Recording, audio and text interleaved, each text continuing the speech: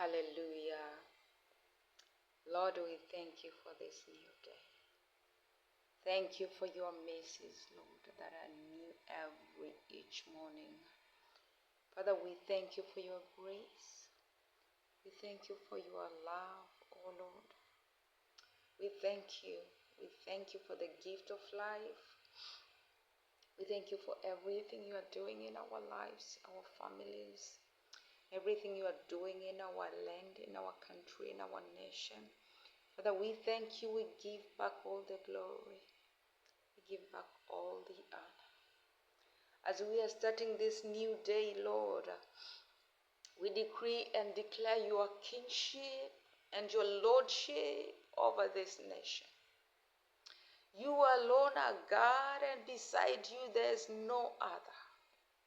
In the name of Jesus Christ, Father, we take into obedience every other power, thoughts, knowledge, philosophies, ideologies, arguments against the knowledge of God. We are taking them in obedience with Christ. In the name of Jesus and by the blood of Jesus Christ. We bless this day, oh Lord. This day is blessed. Yes, Tanzania is blessed.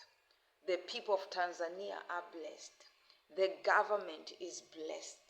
The institutions and different sectors are blessed. Our children are blessed. Yes, everything is blessed, oh Lord. We thank you for such a beautiful country. We thank you for the resources, natural resources, oh my Lord, my Father. And we thank you, Father, for the freedom of worship. Lord, we thank you. Karabaka shatayamasi. Riboboko shiki atayamasa. Rasha katarababako poshaka. Rika parashataramakasi. Riki riboko poshaka tayamasaya. Thank you, Lord, for your mercy. Thank you for your good will for Tanzania. We have come. We have come as is written of us in the volumes of the book. We have come. We have come. We have come as it is written of us in the volumes of the book. We have come to do your will. To do your will. That we may do your will. That we may do what you have called us to do, Father. In the name of Jesus, hallelujah, we commit everything unto you, oh Lord. We commit this day. We commit the path of Tanzania. Yes, we commit everything unto your mighty hands, oh Lord. In the name of Jesus, hallelujah. Tutaangalia maandiko kutoka Isaya 56 mstari wa 9 mpaka wa 12, lakini tutaangalia just a part of it ili tuweze kuomba kwa dakika chache. Sadaka yako ya kuombea nchi, ya kuombea Tanzania ni ya thamani sana mbele za Mungu. Hata kama ingekuwa lisali moja. Zaidi sana ikiwa ni dakika chache, unaweza ukatumia huo muda kumlilia Mungu kwa ajili ya nchi yako, kwa ajili ya nyumba yako. Amen. Asante kwa wewe ulio subscribe, asante kwa wewe unaye like, asante kwa wewe unaye share. Mungu akubariki kwa kusimama na kuhubiri pamoja na mimi. Hallelujah. Yes, tunaifanya kazi ya Bwana. Hakuna anayeweza kuivunja kazi ya Bwana. Isaya 56 mstari wa 9 mpaka wa 12, maandiko yanasema, enyi hayawani wote wa nyikani, njooni mle. Enyi hayawani wote wa mwituni, walinzi wake ni vipofu, wote pia hawana maarifa. Wote ni mbwa waliobubu, hawawezi kulia. Huota ndoto, hulala, hupenda usingizi. Naam, mbwa hao wanachoyo sana, hawashibi kamwe. Na hao ni wachungaji wasioweza kufahamu neno. Wote pia wamegeuka upande, wazifuate njia zao wenyewe, kila mmoja kwa faida yake toka pande zote. Husema, njoni nitaleta divai, na tunywe sana kileo, na kesho itakuwa kama leo, sikukuu kupita kiasi. Neno la Mungu ni la ajabu sana. Maandiko yanasema, enyi hayawani wote wa nyikani, njooni mle, enyi hayawani wote wa mwituni. Tunaona kuna feast hapa, kuna sherehe. Kuna kitu kinaendelea. Kwa hiyo hayawani wote wa mwituni wanaitana kwa sababu kuna sherehe. Hiyo sherehe imekujaje? Imekuja, walinzi ni vipofu, wamelala, hawana maarifa, ni kama mbwa waliobubu, hawawezi kulia, wanaota ndoto, they are just dreaming, they are dreaming. Wanalala, wanapenda usingizi.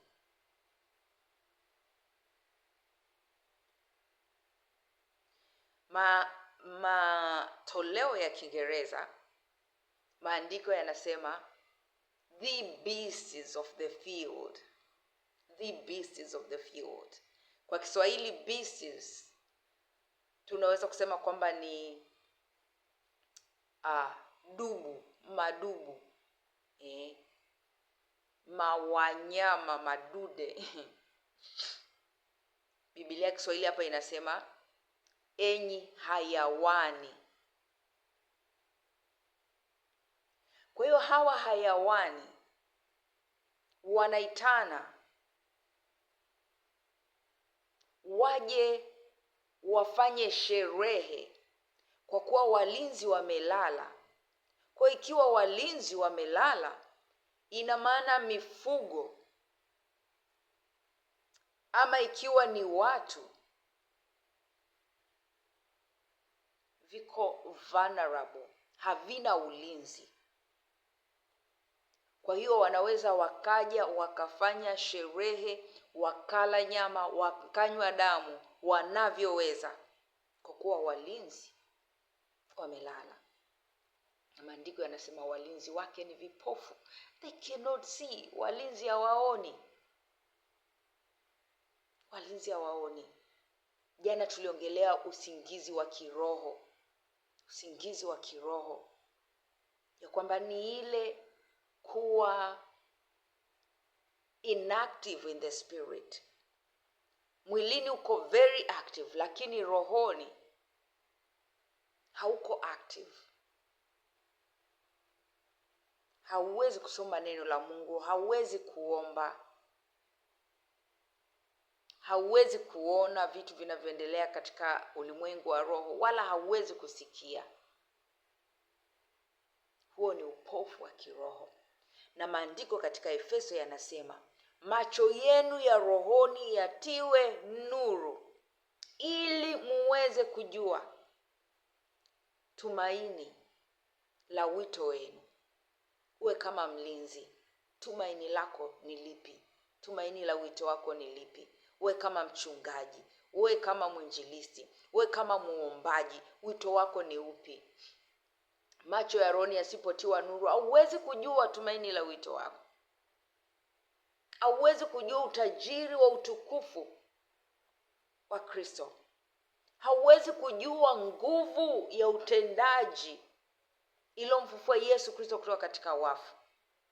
Macho ya rohoni yapaswa kutiwa nuru. Unatiaje macho ya rohoni nuru? Ni kwa kusoma neno la Mungu, kuruhusu nuru ya Kristo ingie ndani yako, kutafakari maandiko, Lakini kufunga na kuomba, kufisha mwili na kuruhusu roho iwe active. Haleluya. Kwa tutaomba toba, tutaendelea na hili andiko na kuomba along. Leo tutaomba Mungu aturehemu kwa kuwa tumekuwa walinzi vipofu. Kwa hiyo hayawani wamevamia mji, hayawani wamevamia boma, wanafanya sherehe, yamkini kwenye familia yako, yamkini kwenye wilaya, yamkini kwenye taasisi, yamkini kwenye nchi, ngazi zote. Wacha tumshukuru Mungu, tumlilie Mungu afungue macho yetu ya roho, tupe macho tuone sawa sawa. Roho Mtakatifu, asante Baba, asante kwa neno lako.